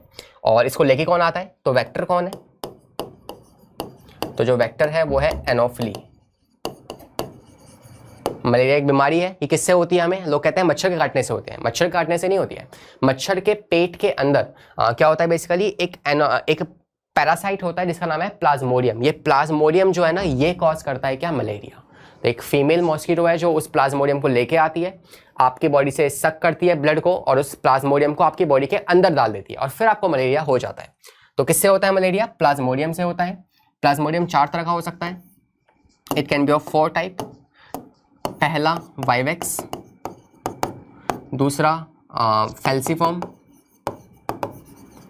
तीसरा ओवेल और चौथा मलेरिया। ठीक है, तो plasmodium vivax, plasmodium falciparum, plasmodium ovale और प्लाज्मोडियम मलेरियल। तो इनसे क्या होता है? आपको मलेरिया हो सकता है। इसमें से सबसे ज़्यादा कॉज कौन करता है? मलेरियल कॉज करता है। ठीक है, इसकी इन्फेक्शियस स्टेज क्या है भाई? जब एक मलेरिया जो आपको होगा प्लाज्मोडियम से होगा, प्लाज्मोडियम डिवाइड करेगा आपकी बॉडी में, तो वो कौन सी स्टेज है? जब ये आपको इन्फेक्ट करना स्टार्ट कर देगा तो वो स्टेज होती है इसकी स्पोरोजोइड स्टेज। स्पोरोजोइड, ये सवाल अक्सर आता है इसलिए आपको मैंने बता दिया कि बेसिकली प्लाज्मोडियम की इन्फेक्शियस स्टेज का नाम क्या है, वो है आपकी स्पोरोजोइड। और अगर हम देखें तो देखो, एक तो प्लाज्मोडियम में होता है और दूसरा होता है अमीबा के अंदर भी होता है। क्या सर अमीबा में तो बाइनरी फिशन हो रहा था, तो क्या मल्टीपल भी होगा? हाँ, मल्टीपल भी होता है, लेकिन मल्टीपल कब होता है? ड्यूरिंग अनफेवरेबल कंडीशंस, ड्यूरिंग या अंडर। ठीक है, जब भी अमीबा के पास अनफेवरेबल कंडीशंस आती है ना, तब क्या करता है वो? इस तरीके से मल्टीपल फिशन से डिवीजन करता है। तो इसमें होगा क्या? इसमें मान लो ये हमारे पास एक अमीबा है। ठीक है, ये अमीबा है, ये इसकी सूडोपोडिया है। और होगा क्या? पहले स्टेप में क्या करेगा? ये अपने सूडोपोडिया को विड्रॉ करेगा। तो हम कह सकते हैं कि विड्रॉ सूडोपोडिया। अपने सूडोपोडिया को विड्रॉ किया और ये ऐसा कुछ बन जाएगा। ठीक है, और फिर क्या होगा? इसके अंदर 3 लेयर्स आएंगे। तो आप कह सकते हो कि इसमें इंसिस्टमेंट होती है। इंसिस्टमेंट मतलब क्या है? इसके ऊपर 3 लेयर्स बनेंगी। तो ये हमारा अमीबा था, इस पे 3 लेयर्स बन जाएंगी। इंसिस्टमेंट के बाद जो है, तो ये हो गया इंसिस्टमेंट। और इंसिस्टमेंट के बाद फिर इसमें अंदर ही अंदर क्या होंगे? बहुत सारी डिवीज़न होगी और ये एक अमीबा जो है बहुत सारे अमीबा में कन्वर्ट हो जाएगा। तो इसमें क्या होगा? इसमें अब बहुत सारे नीचे अंदर ना अमीबा बन चुके होंगे और ऊपर 3 लेयर तो इसकी होंगी। ठीक है, ऐसे 3 लेयर होंगे इसके ऊपर। और 3 लेयर के बाद क्या होगा? फिर ये वाली जो लेयर है यहाँ से ये फट जाएगी, यहाँ से ये वाली लेयर फट जाएगी और सारे के सारे अमीबा जो है यहाँ से वो बाहर की तरफ निकल जाएंगे। तो ऐसे इसमें रिप्रोडक्शन होता है और इस रिप्रोडक्शन को आप कहते हो multiple fission in amoeba during unfavourable condition में। और ये कब फटेगा? जब फेवरेबल कंडीशन आएंगी तब ये फट जाएगा उस केस में। तो ये होता है मल्टीपल फिशन। आई थिंक ये भी आपको क्लियर होगा। तो हमने क्या देखा? हमने बात की फिशन की। फिशन होता क्या है? हमने देखा पहला टाइप का फिशन कौन सा है? Binary fission. फिर हमने देखा मल्टीपल फिशन। अब हम बात करते हैं अगले तरीके की, जिसको हम नाम जानते हैं, दैट इज बाइनरी फिशन। अगला क्या है? वो है बाइनरी फिशन। तो देखो बाइनरी फिशन में क्या होता है? इसमें पहली बात तो इसके नॉट बाइनरी फिशन, बडिंग में क्या होता है? बडिंग में एक बड जनरेट होता है। क्या जनरेट होता है? एक बड। बड क्या होता है? आपने फ्लावर्स का जो स्ट्रक्चर पढ़ा होगा बचपन में, तो आपने जाना होगा कि एक बड ऐसा पार्ट है जो आगे जाकर किसी लीफ की फॉर्मेशन कर सकता है, किसी स्टेम की फॉर्मेशन कर सकता है, किसी ब्रांच की फॉर्मेशन कर सकता है, किसी फ्लावर की फॉर्मेशन कर सकता है। तो वो होता है बड। तो ऐसी हाइड्रा में, लोअर एनिमल्स में भी कुछ बड जैसा स्ट्रक्चर जनरेट होता है। तो पढ़ते हैं इसके बारे में। In budding a bud form from the body of a mother cell. Mother cell की बॉडी से एक बड जनरेट होगा, रिमेन अटैच टू इट। और फिर वो उस हाइड्रा, इसका एग्जांपल क्या है? इसका एग्जांपल है हाइड्रा। तो हम हाइड्रा की मान लो बात कर लेते हैं। तो हाइड्रा में क्या होगा? जो मदर हाइड्रा होगा ना, उसके अंदर एक बड जनरेट होगा, वो उससे अटैच रहेगा। द पेरेंट न्यूक्लियस इलोंगेट, जो न्यूक्लियस है उसके अंदर वो लंबा हो जाएगा और फिर डिवाइड होके 2 बन जाएंगे न्यूक्लियस। और फिर वो जो बड बना था उसके अंदर क्या आ गया? न्यूक्लियस आ चुका है। और वो न्यूक्लियस जो है वो उनकी मदर की बॉडी से डिटैच होकर नीचे गिर जाएगा और फिर एक नए हाइड्रा के अंदर डेवलप हो जाएगा। तो ये क्या होता है basically? This is what? This is budding. ये होता है बडिंग। पहला जो टाइप है बडिंग का, दैट इज एक्सोजीनस, और इसे आप एक्सटर्नल भी कहते हो। तो होगा क्या? इसमें बड बनने वाले हैं। तो अगर को वो बड बाहर बन रहा है बॉडी के बाहर तो वो होगा एक्सटर्नल, अगर बॉडी के अंदर बन रहा है तो वो होगा क्या? इंटरनल। तो एक्सटर्नल या फिर एक्सोजीनस की अगर हम बात करें तो हम कह सकते हैं इसमें कौन आएगा? इसमें आपका आएगी ईस्ट। कौन सी ईस्ट? सैक्रोमाइसिटीज। माइसिटीज सर्वेशिया, ठीक है। इसमें आपका आएगा हाइड्रा। यू टेल मी कि हाइड्रा जो है वो कौन से फाइलम से बिलोंग करता है, सोचना। स्पॉन्जिस, स्पॉन्जिस कौन से फाइलम से बिलोंग करता है, पॉलीफेरा। हाइड्रा कौन से फाइलम से बिलोंग करता है, नाइडेरिया, ठीक है। तो ये कैसे करते हैं, ये बनाते हैं आपके एक्सोजीनस बर्ड की फॉर्मेशन करते हैं, तो इनसे बनता है एक्सोजीनस बर्ड, ठीक है। अच्छा, ये जो स्पॉन्जिस मैंने लिखा है ना, बेसिकली ये करता है क्या है, ये अनफेवरेबल कंडीशन में ना एंडोजीनस परफॉर्म करता है। तो दूसरा तरीका क्या है, एंडोजीनस। एंडोजीनस बोले तो इंटरनल बर्ड्स, इंटरनल बर्ड्स। इसमें क्या होगा, इसमें जो स्पॉन्जिस का एग्जांपल अगर हम देखें तो स्पॉन्जिस करते क्या है, वो इंटरनल बर्ड्स बनाते हैं। क्या करते हैं, इंटरनल बर्ड्स, इंटरनल बर्ड्स। और वो इंटरनल बर्ड्स दिखते कैसे हैं, वो आपके दिखते हैं कुछ इस तरीके से, ऐसे दिखते हैं ये। तो ये आपके पास स्पॉन्जिस था, इसने ऐसा एक बर्ड बनाया, बाहर एक लेयर थी और अंदर क्या है, ये इसके स्पोर्स रखे हुए हैं। तो ये बाहर की तरफ क्या है, ये इसके स्पेक्यूल्स है, स्पेक्यूल्स। ये जो ऑरेंज ऑरेंज सा है, ये क्या है, ये कुछ सेल्स हैं जिसे आप कहते हो पिनेकोसाइट्स, पिनेकोसाइट। अंदर ये जो भरे पड़े हैं ये हैं इसके आर्कियोसाइट्स, आर्कियोसाइट। और यही वो सेल हैं जो आगे जाकर एक नए स्पॉन्ज की फॉर्मेशन करने वाले हैं, या आर्कियोसाइट्स वो सेल होते हैं जो किसी भी तरह की सेल बना सकते हैं आगे चलकर, ठीक है। तो ये स्पेक्यूल्स हैं, ये पिनेकोसाइट्स हैं, ये इसके आर्कियोसाइट्स हैं जो आगे जाकर बनाने वाले हैं। तो होता क्या है, ये मान लो एक स्पॉन्जिस था, इसके अंदर यहाँ पे अंदर की तरफ क्या बन रहे होंगे, इंटरनल बर्ड्स बनते हैं। और फिर ये बर्ड यहाँ से रिलीज होकर ऐसे कहीं और जाते हैं बाहर, और बाहर जाके एक नए उसमें डेवलप हो जाते हैं। तो आपने देखा ना कि यार देखो, पहले बात तो है क्या, पॉलीफेरा जो होता है, ये स्पॉन्जेस होते हैं, ये चल नहीं पाते हैं, मतलब इसके लिए एक ही जगह पर स्टेशनरी होते हैं, मूव नहीं कर सकते। तो अगर सोचो कि एक ही जगह पर रुके हुए हैं और वहीं पे इसके अंदर से बर्ड बन रहे हैं, बर्ड बन रहे हैं, और ऐसे ये रिप्रोड्यूस करते जा रहे हैं, तो एक ही जगह पे इनकी बहुत सारी प्रजातियां हो जाएंगी ना, मतलब एक ही जगह बढ़ जाएंगे ये पूरे, है ना। ऐसा होना नहीं चाहिए। तो बेसिकली करते क्या है, ये ऐसे जेम्यूल्स, इसे कहते हैं क्या, इसे हम कहते हैं जेम्यूल्स। जेम्यूल्स कब बनते हैं, अनफेवरेबल कंडीशन में।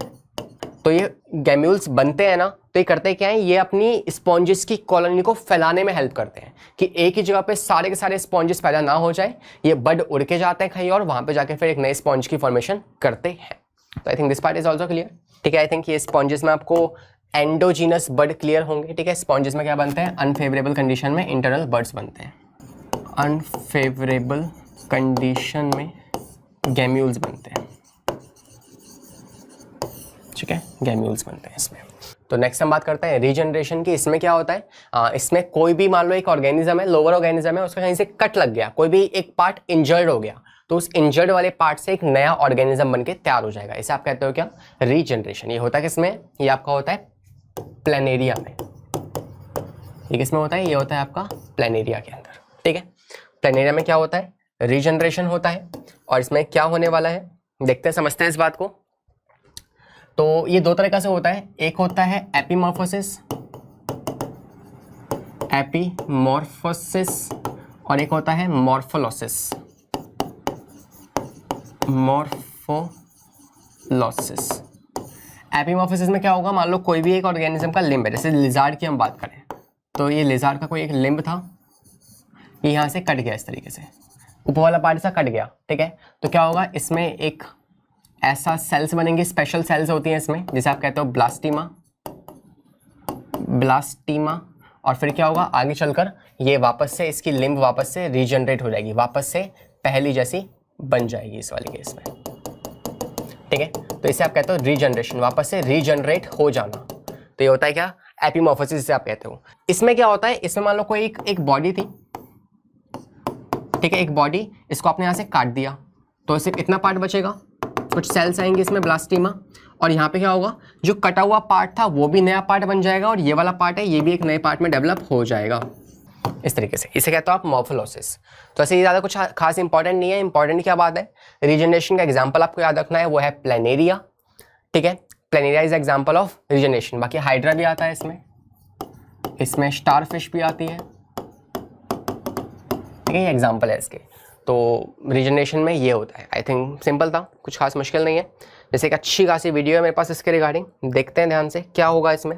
ये प्लेनेरिया है। ये क्या है, ये है प्लेनेरिया। अब इसमें क्या होगा, हमने इस प्लेनेरिया को ऐसे काटा बीच में से, इट्स वेरी क्रूअल ना, ओके। तो हमने इसको ऐसे काटा और फिर देखो इसका हर एक जो सेगमेंट जो कट रहा है ना, वो एक नए प्लेनेरिया में आगे जाकर डेवलप हो जाएगा इस वाले केस में। इसमें क्या होगा, वापस से आगे जाकर एक नया पार्ट जो है वो डेवलप हो जाएगा इस केस में। तो ये आपके पास क्या था, ये था प्लेनेरिया जो ऐसे डेवलप कर रहा है आगे जाकर, और कुछ दिनों में, एक हफ्ते में, 2 हफ्ते में जाके क्या होगा, ये कुछ 7 डेज़ का लाइफ साइकिल दिखा रखी है, ऐसे ही डेवलप होगा, इसकी आई जनरेट होंगी, आइज बनने के बाद वापस से एक नया प्लेनेरिया बनके तैयार हो जाएगा, और वो हर पार्ट जो कटा था, वो कटा हुआ पार्ट एक नए प्लेनेरिया में आगे जाकर डेवलप करवा देगा। तो I think this part is clear. देखो ये बन रहा है ना यहाँ से, तो ऐसे ही बन के यहाँ पे जो है इस वाले केस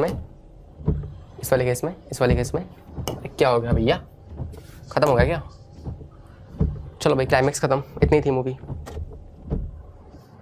हाँ ये ऐसे कुछ चल रहा है, ये चलता रहेगा, ये बनता रहेगा, हमारा टाइम पास करेगा। आगे बढ़ते हैं। तो आई थिंक ये प्लेनेरिया में आपने देखा होगा कैसे डेवलपमेंट होती है। मज़ा आया। चलो नेक्स्ट बात करते हैं फ्रेगमेंटेशन की। फ्रेगमेंटेशन में क्या होता है, कोई भी एक पार्ट कटेगा, पार्ट कटने के बाद प्रॉपर पूरा एक नए फ्रेगमेंट्स बनते हैं। कटने के बाद क्या होता है, इसमें फ्रेगमेंट्स बनते हैं। ये फ्रेगमेंट है, फ्रेगमेंट्स, ये पहला फ्रेगमेंट, ये दूसरा फ्रेगमेंट, ये तीसरा फ्रेगमेंट, चौथा फ्रेगमेंट, और फिर ये सारे के सारे फ्रेगमेंट जो है वो नए नए इंडिविजुअल को जन्म देंगे। ये किस में होता है, ये आपका होता है स्पायरोगैरा में, ठीक है। तो इनके और भी कुछ एग्जांपल्स आप देख सकते हो, जैसे स्टारफिश, जैसे मॉसिस, जैसे लिवरवॉर्ट, ठीक है। और क्या होंगे, और एग्जांपल हो सकते हैं इसके, जैसे स्पायरोगैरा, ठीक है। और एग्जांपल होंगे इसके लीच।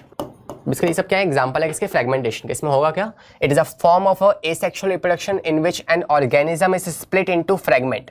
तो फ्रेगमेंट्स बनेंगे और each of this fragment develop into a mature fully growth individual. Clones बनेंगे। पहली बात इसमें इंपॉर्टेंट बात क्या है कि इसमें क्लोन्स बनते हैं, मतलब जैसा पेरेंट है वैसा ही सेम रूबरू क्या होगा, एक नया इंडिविजुअल होने वाला है। तो I think this part is also clear. तो ये हो गया फ्रेगमेंटेशन की बात। नेक्स्ट हम बात करते हैं आपके स्पोर फॉर्मेशन, जिसे आप कहते हो स्पोरुलेशन। तो इसमें क्या होने वाला है, इसमें हम बात करने, जैसे कि टॉपिक का ही नाम है स्पोरुलेशन, तो इसमें हम बात करने वाले हैं कि स्पोर्स कैसे बनते हैं और स्पोर्स के द्वारा क्या होगा, आगे चलकर रिप्रोडक्शन होने वाला है। तो देखो इसके बारे में कुछ पहले लाइनें पढ़ लेते हैं। जैसे लिखा हुआ है, spores are minute single cell and thick wall propagules. तो स्पोर्स होते क्या है, कुछ स्फेरिकल स्ट्रक्चर होते हैं और थिक वॉल्ड होती है, इनके ऊपर प्रोटीनिशियस लेयर लगी होती है, ठीक है। स्पोर्स बनते हैं। It is common in monera, protista, algae, fungus. तो बेसिकली ये जो लोअर ऑर्गेनिजम्स होते हैं ना, इन सब में ये कॉमन होते हैं। कौन, स्पोर्स की फॉर्मेशन होना। जैसे एल्गाए की हम बात करें तो वो क्या है, एक प्लांट है, प्लांट किंगडम के अंदर आती है। और कैन यू बिलीव दिस कि यार एक प्लांट भी यूनिसेलुलर हो सकता है, सिर्फ एक सेल से बना हुआ एक plant. It's impossible to think about it, right. लेकिन हाँ ऐसा होता है। एक एल्गाई है जिसका नाम है क्लेमाइडोमोनास। वो क्या है, एक सिंगल सेल एल्गाई है, एक सिंगल सेल प्लांट है बेसिकली। तो इनमें क्या होगा, बेसिकली स्पोर्स की फॉर्मेशन होगी। तो हम एल्गाई में देखने वाले हैं, जो इसका एग्जांपल है क्लेमाइडोमोनास। फंगस में देखेंगे हम, और आपके फंगस में कौन आएगा, पेनिसिलिन, राइट, वो आएगी आपके पास। और आपके मोनेरा बैक्टीरिया जिसमें आते हैं, प्रोटिस्टा आता है, इनमें भी स्पोर्स देखने को हमें मिलते हैं। और कुछ लोअर एनिमल्स भी होते हैं, यहाँ हम कुछ ऐड करते हैं, दैट इज, ठीक है। तो लोअर एनिमल्स में कौन आते हैं, देखो एनिमल्स भी यार कुछ होते हैं हायर, जैसे हम जो अपन लोग हैं बेसिकली क्या है, we are the most genius. हमारे पूरे एनिमल किंगडम में सबसे टॉप मोस्ट पोजीशन हमें मिली है, हमने रखी है अपने आप को। तो बेसिकली क्या है, हम तो हायर एनिमल्स हैं। कुछ होते हैं लोअर एनिमल्स, जैसे कि पॉडीफेरा, सिलेंटेटा, टिनोफोरा, प्लेटीहेल्मिन्थीस, एस्केहेल्मिन्थीस, ये क्या है, लोअर एनिमल्स हैं। तो जिसमें से आपका पहला है पॉडीफेरा, जिसमें आता है स्पॉन्जेस, राइट। तो वो स्पॉन्जेस क्या है, वो एसेक्सुअल स्पोर्स की फॉर्मेशन करता है, जो हमने थोड़ी देर पहले देखा भी था, ठीक है। तो ऐसे ही स्पोर्स की हम बात करने वाले हैं इस टॉपिक के अंदर। मोटाइल स्पोर हो सकते हैं, नॉन मोटाइल स्पोर हो सकते हैं। मोटाइल स्पोर किस में होंगे, यूलोथ्रिक्स में हो जाएंगे, एल्ब्यूगो में हो जाएंगे, क्लेमाइडोमोनास में हो जाएंगे। ये कुछ एग्जांपल्स हैं मोटाइल स्पोर। मोटाइल मतलब क्या होता है, इसका मतलब जो मूव कर सकता है, चल सकता है, ठीक है। और अगर वो मोटाइल है तो उसके पास फ्लैजेला भी होगा, राइट। तो इसकी हम बात करेंगे। Non motile force conidia, Penicillium में होता है। ओइडिया किस में होता है, अगेरिकस में होता है। और स्पोरेंजियोस्पोर्स किस में होते हैं, म्यूकर और फर्न्स के अंदर पाए जाते हैं। तो कुछ स्पोर हैं, टाइप्स ऑफ स्पोर हैं, स्पोर्स के नाम हैं और उनके एग्जाम्पल, उदाहरण दे रखे हैं। तो ये आपको याद रखना है, ठीक है। तो ये स्ट्रक्चर आप देख सकते हो, एनसीईआरटी में स्ट्रक्चर मेंशन था, तो वहीं से हमने इसको उठा लिया। इसमें क्या होता है basically, this is what, this is sporangium. Sporangium के अंदर ही, तो ये क्या है, ये आपके पास ये होती है फ्रूटिंग बॉडी। जिसमें आगे जाकर एक कोई भी स्पोरेंजियम नाम का एक ऑर्गन जो है बनने वाला है, और स्पोरेंजियम के अंदर ही क्या होते हैं, स्पोर्स होते हैं। और जैसे ही फेवरेबल कंडीशंस आती हैं, ये स्पोर्स स्पोरेंजियम फट जाता है, ब्रस्ट होता है, और वहाँ से क्या होते हैं, सारे के सारे स्पोर्स जो हैं वो एयर के द्वारा रिलीज हो जाते हैं, और एक जगह से कई दूर काफ़ी किलोमीटर तक दूर जाकर ट्रैवल करके वहाँ पे एक नया स्पोर जो है, एक नया ऑर्गेनिज्म जो है वो डेवलप हो जाता है। तो ये तरीका है इनका रिप्रोडक्शन करने का, किसका, स्पोर फॉर्मेशन, जिसका दूसरा नाम क्या है, स्पोरुलेशन। आई थिंक ये पार्ट क्लियर होगा। कुछ एग्जाम्पल्स के थ्रू ने और अच्छे तरीके से समझते हैं। तो स्पोर फॉर्मेशन में मैं एक तो एग्जाम्पल आपको दूंगा, दैट इज पहला जो है आप ले सकते हो मोटाइल स्पोर, जो कि है आपका जू स्पोर। ये किस में होता है, ये होता है आपके एल्गाई में, और ऑलमोस्ट ये सभी एल्गाई में होता है except red algae. Red algae को छोड़ के बाकी सभी एल्गाई में जो है पाया जाता है कौन सा, जूस्पोर। और एग्जाम्पल क्या है इसका, एग्जाम्पल है इसका क्लेमाइडोमोनास। तो ये बेसिकली एक स्पोर बनाता है। कैसा दिखता है ये हमें, ये कुछ ऐसा दिखता है। देखो इसको मैंने जो शक्ल बनाई है इसकी, मैंने जोकर जैसी शक्ल बनाई नहीं है, ये दिखता भी ऐसा है एक्चुअल में। होता क्या है बेसिकली, ये जो इसका स्माइली आपको दिख रही है ना, ये इसका कप शेप स्ट्रक्चर होता है क्लोरोप्लास्ट। तो इनका क्लोरोप्लास्ट कैसा होता है, कप शेप का होता है, और ऊपर लगे होते हैं इसके फ्लैजुला। तो बेसिकली ये एक स्माइली फेस जैसा हमें दिखता है देखने पर, मगर ये एक्चुअल में भी ऐसा ही होता है। मैंने कोई ड्राइंग नहीं बनाई यहाँ पे, ठीक है। तो ये हो गया क्लेमाइडोमोनास। ये डिवाइड कैसे करेगा, यहाँ पे क्लेमाइडोमोनास में स्पोर्स बनेंगे इस तरीके से, और ऐसा स्ट्रक्चर बनेगा जिसमें छोटे छोटे क्या होंगे, ऐसे। तो इस तरीके से ये रिप्रोडक्शन करता है, और इस रिप्रोडक्शन को आप कहते हो स्पोर फॉर्मेशन, ठीक है। जू स्पोर्स बनते हैं। जू स्पोर किसमें बनते हैं, क्लेमाइडोमोनास में। और ये जो अंदर आपको दिख रहे हैं ये क्या है, ये हैं इसके जू स्पोर्स। ये जो होते हैं ये हैप्लॉइड होते हैं, ठीक है, हैप्लॉइड होते हैं, मतलब इनमें सिर्फ क्रोमोसोम जो होते हैं वो n क्रोमोसोम होते हैं इसमें, ठीक है। डिप्लॉइड मतलब क्या है, जिसमें 2n क्रोमोसोम हो, और हैप्लॉइड मतलब जिसमें सिर्फ n क्रोमोसोम हो। तो ये हैप्लॉइड होते हैं। दूसरी बात, ये जो होते हैं ना ज़ूस्पोर्स, ये मोटाइल होते हैं। कौन से वाले मोटाइल है, ज़ूस्पोर्स मोटाइल, जैसे क्लेमाइडोमोनास ये मोटाइल होता है। तो अगर कोई ये मोटाइल है तो क्या इसके पास फ्लैजुला होगा, क्या इसके पास फ्लैजुला होगा, बिल्कुल होगा, क्योंकि मूवमेंट, ये फ्लैजुला, ये सीलिया, ये किस में हेल्प करते हैं, मूवमेंट में हेल्प करते हैं। तो मोटाइल हैं तो फ्लैजुला भी होगा इनके पास। चौथी बात, ये माइक्रोस्पोर होते हैं, माइक्रोस्कोपिक, बहुत छोटे होते हैं, आपको ऐसे नहीं दिखेंगे। ये माइक्रोस्कोप में आप देख सकते हो इनको, तब जाके आपको दिखने वाले हैं। किस चीज़ से बनते हैं, ये बनते हैं आपके माइटोसिस से। तो माइटोसिस का रिजल्ट होता है ये। तो ये कुछ बातें हैं जो आपको याद रखनी है, किसके बारे में, जू स्पोर्स के बारे में। ऐसे ही एक और स्पोर का हम जिक्र करते हैं यहाँ पे। ये तो हो गया जू स्पोर। दूसरे आपके होते हैं दैट इज कोनेडिया। कोनेडिया किस में पाया जाता है, ये बनता है पेनिसिलियम में, पेनिसिलियम, ठीक है। फंगस है एक, तो इस फंगस में क्या मिलता है हमें, कोनेडिया जो है स्पोर्स बनते हैं। कोनेडिया भी कुछ इस तरह के स्पोर्स होते हैं, लेकिन इनमें हल्का सा अंतर होता है। वो क्या डिफरेंस है, पहली बात ये नॉन मोटाइल है, और अगर कोई ये नॉन मोटाइल है जो चल नहीं सकता, तो बेसिकली क्या इनके पास फ्लैजुला होगा, नो सर, कोई फ्लैजुला नहीं है इनके पास, तो दे हैव नो फ्लैजुला। तीसरी बात, ये भी कैसे होते हैं, हैप्लॉइड होते हैं।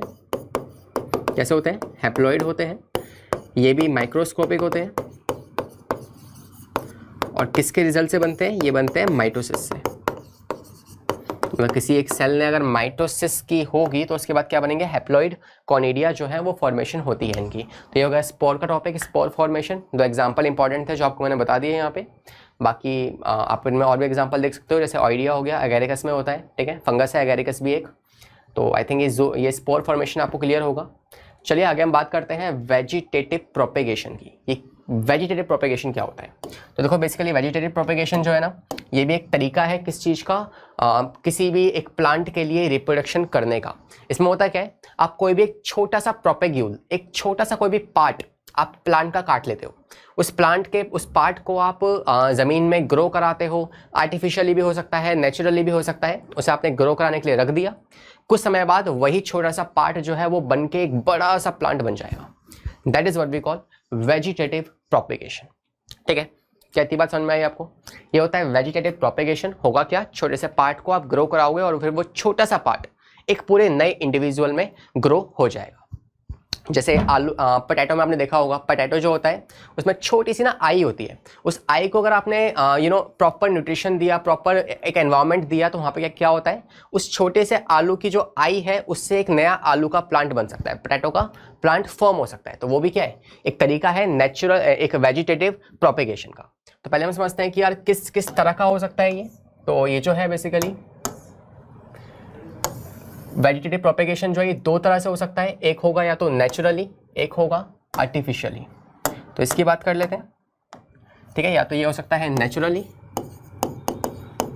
नेचुरल वेजिटेटिव प्रोपेगेशन, या ये हो सकता है आर्टिफिशियल, या हो सकता है आर्टिफिशियल वेजिटेटिव प्रोपेगेशन। तो I think this part is clear.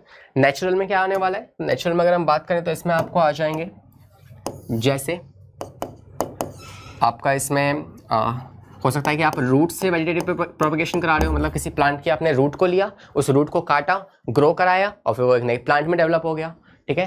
तो बेसिकली वो क्या है, रूट का एग्जाम्पल है। स्वीट पोटैटो में ऐसा होता है, ठीक है। हो सकता है कि आप स्टेम लेकर करा रहे हो, तो आपने स्टेम लिया और स्टेम से आप एक नया प्लांट डेवलप करा रहे हो। अच्छा, ये स्टेम जो है ये बेसिकली कैसे हो सकता है, स्टेम जो है वो आपकी एरियल भी हो सकती है, अंडरग्राउंड भी हो सकती है, क्रीप्ड भी हो सकती है, कैसी भी स्टेम आप ले सकते हो, मतलब अलग अलग बेस करता है कि आपने कौन सी वाली स्टेम ली है, उस हिसाब से आप नेचुरल वेजिटेटिव प्रोपेगेशन करा सकते हो। तीसरा जो है आप करा सकते हो किससे, आप बुल्बिस से करा सकते हो। बुल्बिस पे एक स्ट्रक्चर होता है, उससे आप करा सकते हो सकता है कि आप वेजिटेटिव प्रोपेगेशन जो है वो उसके बड से करवा रहे हो सकता है कि आप उसके स्टेम या फिर ब्रांचेस से करा रहे हो, ब्रांचेस या कोई फ्लावर भी हो सकता है, ठीक है। तो इन सब से क्या हो सकता है, वेजिटेटिव प्रोपेगेशन जो है वो पॉसिबल हो सकता है। सेकंड अगर मैं बात करूं तो देखो ये मैंने क्या बताया आपको, ये मैंने पार्ट्स के नाम बताए हैं, जिन पार्ट से आप वेजिटेटिव प्रोपेगेशन जो है वो करवा सकते हो। इन पार्ट से, एक प्लांट के इन पार्ट से आप वेजिटेटिव प्रोपेगेशन करा सकते हो। और जब ऐसे होता है कोई वेजिटेटिव प्रोपेगेशन तो वो होता है क्या, नेचुरल वेजिटेटिव प्रोपेगेशन। दूसरा मैं बात करूं आर्टिफिशियल की, तो आर्टिफिशियल में क्या आएगा, इसमें अगेन कुछ प्रोसेस आएंगे, जैसे ग्राफ्टिंग, सुना होगा इसके बारे में आपने। इफ़ यू लव गार्डनिंग, आपको अगर पसंद है तो आपने इसके बारे में ज़रूर सुना होगा। ग्राफ्टिंग आपकी बड से भी हो सकती है, ग्राफ्टिंग आपकी स्टेम से भी हो सकती है, ग्राफ्टिंग आपकी बेसिकली बड से और स्टेम से हो सकती है। सेकंड में बात करूँ कटिंग के बारे में, आपने सुना होगा, ठीक है। आपने लेयरिंग के बारे में सुना होगा, आपने माइक्रो प्रोपेगेशन के बारे में सुना होगा। माइक्रो प्रोपेगेशन नहीं सर, इतना नहीं सुना, कोई नहीं, आज सुन लो। इस माइक्रो प्रोपेगेशन को ही आप जानते हो टिश्यू कल्चर के नाम से, ये तो सुना ही होगा, ठीक है। तो हो गया माइक्रो प्रोपेगेशन, टिश्यू कल्चर, ये सब क्या है, ये आर्टिफिशियल तरीके हैं किसी एक प्लांट को ग्रो कराने के, और ये कैसे हैं, नेचुरल तरीके हैं किसी प्लांट को ग्रो कराने के। आई think this part is clear.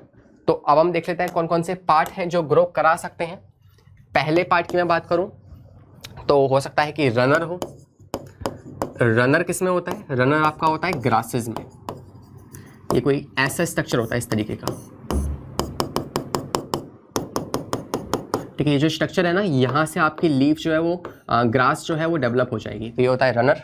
दूसरे की मैं बात करूं तो हो सकता है स्टोलोन हो। स्टोलोन किस में होता है, स्टोलोन आपका होता है स्ट्रॉबेरी, मिंट, इनमें आपका स्टोलोन पाया जाता है। तीसरा मैं बात करूं हो सकता है कि वो ट्यूबर हो। ट्यूबर किस में होता है, बहुत सिंपल है, पोटैटो में होता है। पोटैटो में क्या बनती है, आई बनती है।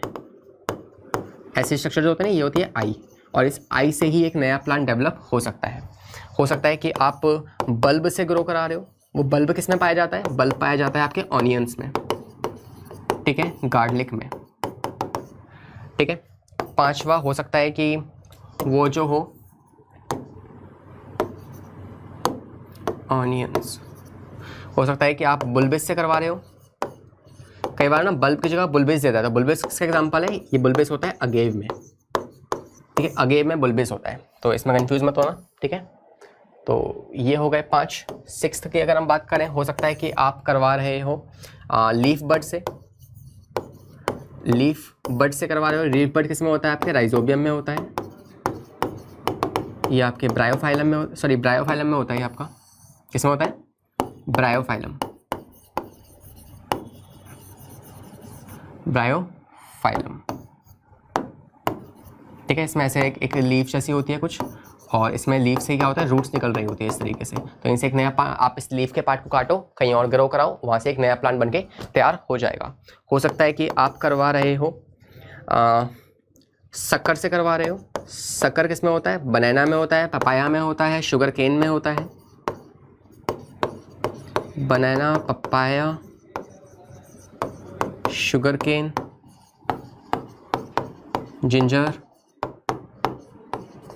या आप कैसे तो राइजोबियम में ले सकते हो, या फिर आप ये कुछ एग्जांपल हो जाएंगे इसके, और भी एग्जांपल होते हैं। ठीक है, शक्कर इसमें होता है। और एक लास्ट जो आखिरी बच गया वो थोड़ा सा इंटरेस्टिंग है, मज़ा आएगा आपको इसके बारे में सुनने के बाद ना। वो होता है ऑफसेट। क्या होता है, ऑफसेट। ये क्या होता है, ये मान लो कोई एक प्लांट था, ठीक है, यहाँ से क्या है, काफ़ी सारी ये टफ ऑफ रूट है, टफ ऑफ रूट, काफ़ी सारी रूट निकल रही है यहाँ से। ये दूसरा टफ ऑफ रूट है, इसके बीच में जो स्ट्रक्चर आपको दिख रहा है ये क्या है, ये है ऑफसेट।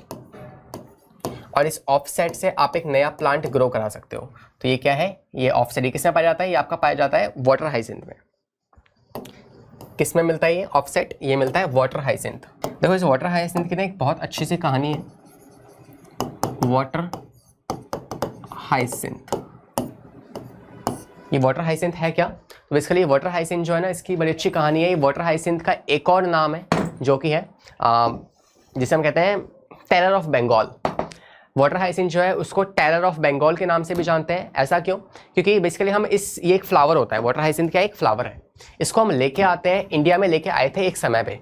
क्यों लेके आए थे, क्योंकि हमें ना बेसिकली इसको हम लेके आए थे ऑर्नामेंट्स के लिए, सजावट के लिए, डेकोरेशन के लिए लेके आए थे इसको। तो इंडिया में हम लेके आए थे डेकोरेशन के लिए। लेकिन इसने किया क्या, इसको जब हमने ग्रो कराया ना पॉन्ड्स के अंदर, रिवर के अंदर, जब हमने इसको ग्रो कराया तो हुआ क्या, इसने उस पॉन्ड की उस पानी की सारी ऑक्सीजन को खींच लिया। तो it is a good absorber of oxygen. तो उस पॉन्ड की सारी पानी की जो ऑक्सीजन थी, डिजॉल्व ऑक्सीजन, उसको इसने खींच लिया, और जितने भी फिशेस, एक्वेटिक एनिमल्स थे, उनकी डेथ हो गई। तो इस वजह से इसको हम एक नाम देते हैं क्या, टेरर ऑफ बंगाल। बंगाल में ये फैल गया था बहुत ज़्यादा। तो बेसिकली लाए तो थे हम इसे अच्छे काम के लिए, ऑर्नामेंट्स के लिए, डेकोरेशन के लिए, मगर इसने एक टेरर क्रिएट कर दिया किसमें, बंगाल के अंदर। तो इसलिए हम वाटर हाइसिंथ को एक और नाम देते हैं जो कि है टेरर ऑफ बंगाल। क्यों लेके आए थे इंडिया में इसको, for it was imported in India, it was brought in India ornaments के लिए, डेकोरेशन के लिए। इसके लिए हम इसे इंडिया में लेके आए थे। लेकिन इसने क्या किया, it is a good absorber, good absorber of oxygen, और इसने एक्वेटिक लाइफ को डिस्ट्रॉय कर दिया। तो ये है वाटर हाइसिंथ, जो क्या करता है बेसिकली ऑफसेट से रिप्रोडक्शन करवाता है। तो वाटर हाइसिंथ का कौन सा पार्ट वेजिटेटिव पार्ट है, वो है ऑफसेट, एक ऐसा पार्ट जो आगे जाकर नए प्लांट में डेवलप करवा सकता है। तो ये हो गया वेजिटेटिव प्रोपेगेशन, इस तरीके से कराया जाता है। नेक्स्ट ये थे आपके कौन से मेथड, ये थे आपके नेचुरल मेथड। ये कौन से थे, ये आपके नेचुरल थे सारे के सारे जो हमने पहले वाले पढ़े थे। इनमें से कुछ स्टेम है, कुछ रूट है, कुछ बुल्बिस है, कुछ बर्ड है, ऐसा कुछ हो सकता है। तो पहला कौन सा है, ये है नेचुरल। दूसरा हम बात करें वो है आपका आर्टिफिशियल। आर्टिफिशियल में क्या आती है, आपके ग्राफ्टिंग आती है। पहला कौन सा है, ग्राफ्टिंग। ग्राफ्टिंग में क्या होता है बेसिकली, आप इसमें कोई एक प्लांट लेते हो, उसके पार्ट को आपने काटा। मान लो कोई दो प्लांट थे, आपने कोई एक मैंगो का एग्जांपल ले लो, आपने कोई डुलेरिया मैंगो लिया, एक आपने देसी मैंगो लिया। डुलेरिया मैंगो जो है उसका आपने एक नीचे वाला पार्ट ऐसे काट दिया, ठीक है। इस नीचे वाले पार्ट को आप कहते हो स्टॉक, STOCK, स्टॉक, ठीक है, स्टॉक। और जो देसी मैंगो था उसका आपने ऊपर वाला पार्ट, ब्रांचेस वाला पार्ट, वो पार्ट आपने काटा इसका और उसको यहाँ पे ऐसे लगा दिया,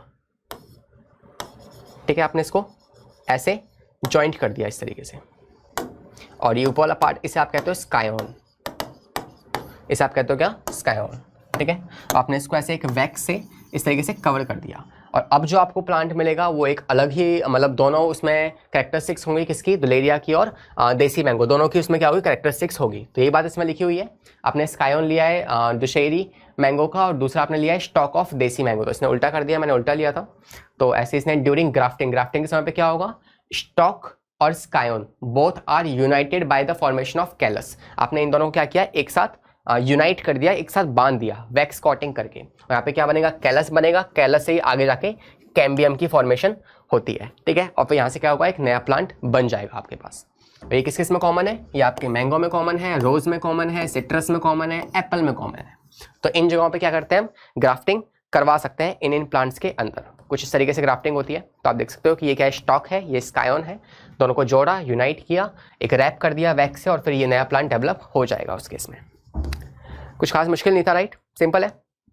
अगले की अगर हम बात करें वो है कटिंग। कटिंग में क्या होता है, तो a piece of branch is cut and embedded in the soil roots from a new plant shock. तो हम क्या क्या, एक छोटे से स्टेम को काटा, उसको किसी दूसरे प्लांट में ज्वाइंट कर दिया, वहाँ से क्या हुआ, एक नया प्लांट डेवलप हो जाएगा। तो इतनी ज़्यादा कुछ खास इंपॉर्टेंट नहीं है, और ये अपनी लोअर क्लासेस में ऑलरेडी पढ़ के भी आ चुके हो, तो इन्हें फटाफट से हम खत्म करते हैं। तो पहला हमने पढ़ा ग्राफ्टिंग, दूसरा हमने देखा कटिंग, तीसरा क्या है, लेयरिंग है। इसमें आप किसी ब्रांच को लेते हो और ऐसे ज़मीन के अंदर उसी लंबी सी ब्रांच को ज़मीन के अंदर आप इस तरीके से हल्का सा दबा देते हो, और फिर वहाँ से एक नया स्ट्रक्चर निकलता है, वही एक नए प्लांट में डेवलप होता है। इसे आप कहते हो क्या, लेयरिंग। तो इसके बारे में आप पढ़ सकते हो। और लास्ट कौन सा है, टिश्यू कल्चर, जिसे आप माइक्रो प्रोपेगेशन के नाम से भी जानते हो। माइक्रो प्रोपेगेशन काफ़ी अच्छा होता है यूज़ करने पे, रिसेंटली हम इसे यूज़ भी कर रहे हैं काफ़ी ज़्यादा। तो इसके फ़ायदे क्या है, पहली बात तो ये डिसीज़ फ्री होता है, कुछ डिसीज़ नहीं होती है इसकी, तो डिसीज़ फ्री है, वायरस फ्री है। दूसरी इसका फ़ायदा क्या है, ये बहुत जल्दी ग्रो करा सकते हो, मतलब इस वाले तरीके से ना आप बहुत जल्दी नए नए प्लांट्स को ग्रो करा सकते हो बहुत कम समय में। तीसरा फ़ायदा ये है कि इसमें कोई भी आपको मेंटेनेंस की ज़रूरत नहीं पड़ती है, कोई लेबर की ज़रूरत नहीं है, बस एक आध बंदा आप अकेले भी इसको करवा सकते हो। बेसिकली आप तो नहीं कर सकते, बट जो लेबोरेटरी है वहाँ पे इसको कराया जाता है और काफ़ी ईजिली ये हो जाता है, ठीक है। तो तीन फ़ायदे हैं इसके। पहला फ़ायदा क्या है कि वायरस फ्री है, डिसीज़ फ्री है। दूसरा फ़ायदा क्या है, मेंटेनेंस कॉस्ट बहुत कम है, लेबर भी नहीं लगती है इसमें। और तीसरा फ़ायदा क्या है, बहुत जल्दी, बहुत रैपिडली आप इसे ग्रो करा सकते हो। और एक और फ़ायदा इसका ये है कि इसमें जो हमें नए प्लांट्स या नया इंडिविजुअल जो मिलता है हमें, वो कैसा होता है, वो आइडेंटिकल होता है किसके, पेरेंट की। तो ये भी फ़ायदा होता है इसमें। तो इसके बारे में आप पढ़ सकते हो कि the technique is use for obtaining the virus free plant, disease free plant, commercial micro propagation of ostrich, आपके क्रिसैंथेमम और कुछ और ऑर्नामेंट प्लांट के भी कराए जा सकते हैं। तो कमर्शियल यूज पे हम किस किस का टिश्यू कल्चर कराते हैं, ऑर्चिड्स का, क्राइसेंथियम का, और कुछ ऐसे ऑर्नामेंट प्लांट हैं उनका भी आप टिश्यू कल्चर करवाते हो। और ये काफ़ी क्विक है, मल्टीपल डिवीजन होती है इसमें प्लांट्स में। तो ये इसके फ़ायदे हैं बेसिकली, ठीक है। तो स्ट्रक्चर आप देख सकते हैं किस तरीके से हमने एक छोटे से पार्ट, एक छोटे से टिश्यू को आपने काटा किसी प्लांट के, उस टिश्यू को आपने किसी एक सॉल्यूशन में, ये कौन सा सॉल्यूशन है, ये है अगार जेल सॉल्यूशन, अगार जेल सॉल्यूशन, ठीक है। आपने इसको इसमें ग्रो कराया, इसमें क्या थे, इसमें न्यूट्रिएंट्स थे अगार सॉल्यूशन में, और साथ ही साथ आपने कुछ और भी हार्मोन्स डाल दिए इसमें, ठीक। कुछ आपने न्यूट्रिएंट्स साथ में डाल दिया, जैसे ऑक्सिन, एक हार्मोन है किसका, प्लांट की ग्रोथ का, ग्रोथ के लिए रिस्पॉन्सिबल है, ऑक्सिन आपने डाल दिया, साइटोकाइनेज आपने डाल दिया, ठीक है। तो ये आपने कुछ इसमें हार्मोन्स डाल दिया, और फिर क्या होगा, आगे डेवलप होके काफ़ी सारे नए प्लांट्स की फॉर्मेशन कर देगा। तो छोटे से क्या हो गए, नर्सरी प्लांट निकले हैं, क्या निकले, नर्सरी प्लांट। इन छोटे छोटे प्लांटलेट्स को आप लेकर फिर एक बड़ी जगह पर ग्रो करा सकते हो, और फिर काफ़ी सारे प्लांट्स आपको मिल जाएंगे। तो I think this part is also clear to you. ये कुछ फ़ायदे आपको दिखा रखे हैं इसमें, इन फायदे बेनिफिट्स को आप पढ़ सकते हो। लास्ट है आपका अगेन टिंग टिंग टिंग एनसीईआरटी टाइम। तो इसको हम आने वाली डीपीपीज जब हम करेंगे तब इस एनसीईआरटी वाले पार्ट को मैं रीड भी करा दूंगा। एक बार खुद से नज़र मारना, बुक खोल के बैठना, सिर्फ बुक खोल के लिखना नहीं है, साथ में समझना भी है, ठीक है। तो सारे पार्ट मैं आपको समझा चुका हूँ। एनसीईआरटी का page number 1, page number 2, page number 3, 3 page हमने आज समझे हैं। एसेक्सुअल मोड ऑफ रिप्रोडक्शन हमने प्रॉपर कंप्लीट किया है। आई थिंक आपको ये समझ में आया होगा। तो यहाँ पे हमारा पहला लेक्चर, पहला पार्ट ख़त्म होता है। तो ठीक है, तो यहाँ पे हमने कंप्लीट किया है हमारा पहला पार्ट, जिसमें हमने एसेक्सुअल रिप्रोडक्शन पढ़ा, रिप्रोडक्शन होता क्या है इसके बारे में जाना, काफ़ी सारे तरीके पढ़े कैसे कैसे होते हैं एसेक्सुअल के, आर्टिफिशियल, नेचुरल, और साथ ही साथ कौन कौन से तरीके से हम करवा सकते हैं asexual reproduction. It can be either budding, it can be either regeneration, fragmentation, fission, multiple fission, many a lot, ठीक है। इनके बारे में हमने बात की और हमने डिफरेंस समझा सेक्सुअल रिप्रोडक्शन और एसेक्सुअल रिप्रोडक्शन के अंदर। That is very important, subjective point of view से इससे सवाल अक्सर आते हैं। तो आई थिंक आज के सेशन में आपने एंजॉय किया होगा और काफ़ी सारी नई चीज़ें हमने देखी, काफ़ी सारी नई चीज़ें हमने जानी भी। तो ख़त्म करते हैं आज के इस लेक्चर को। इस लेक्चर के बाद आपको एक डीपीपी मिलेगी, उस डीपीपी को आपको अटेंड करना नहीं भूलना है। तो डीपीपी आपको मिलेगी और DPP को अटेंड कर लेना, ठीक है, अटेंड द DPP। अगर नहीं किया तो क्या करूँगा, नहीं किया तो क्या करूँगा, शूट कर दूंगा, ठीक है, याद रखना, कर लेना। चलो, तो काफ़ी आज के लिए इतना, मिलते हैं नेक्स्ट क्लास में, तब तक के लिए bye bye, have a good day, bye.